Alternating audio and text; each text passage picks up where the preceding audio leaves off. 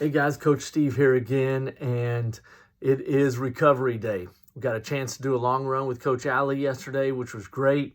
I don't know if you had a chance to read in her kind of caption there, but I loved how she talked about breaking the long run down into kind of sections to where you get these little victories along the way and you're not trying to tackle the whole thing all at one time. I loved that, and that helped me a ton on mine. So when it comes to recovery, I've had a couple of people asking me lately about distance and pacing, right? I've kind of thrown out this 15 to 20 minute easy pace, and I've kind of used that expression a few times, but I figured today I could spend a minute or two on kind of maybe what that distance should look like more specifically, and then maybe what some of that pacing should look like more specifically, and then we'll still go through our little warm up, and we'll get out and we'll get some miles in for recovery. So distance wise, again, I've thrown out this 15 to 20 minute kind of ballpark kind of time. Like at the end of the day, I think it needs to probably be somewhere between 2 and 4 miles. And I'm just throwing that out as a ballpark, right? I've talked to a few people that were doing their recovery runs, 8-9 mile recovery runs. And is it possible that somebody's putting in 120 miles a week and their, long runs are 20, 22 miles, and in, relation to that, then an easy recovery run might be 8 to 9 miles. Yeah, I guess it's possible, but I don't necessarily think that's typical. I think what is typical is a 2 to 4 mile, maybe 5 mile at the very most, but let's call it 2 to 4 mile recovery run. That's going to take somewhere between 15 to 20, or maybe at the most 30 minutes to run, right? And from a pacing standpoint, what I have always gone back to is if you take your kind of target marathon pace, if I'm,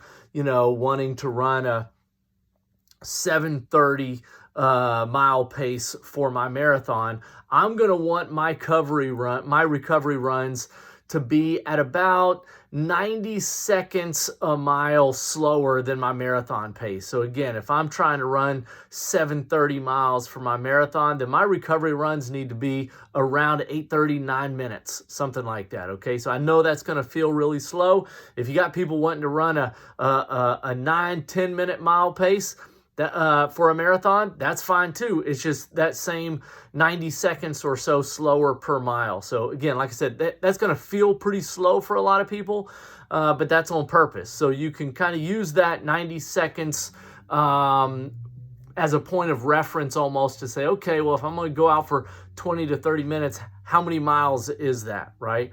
I tend to kind of prefer time as a point of reference versus distance, and I just kind of have a little route mapped out around my neighborhood and said, hey, I'm going to go out for 20 minutes today, or I'm going to go out for 30 minutes today.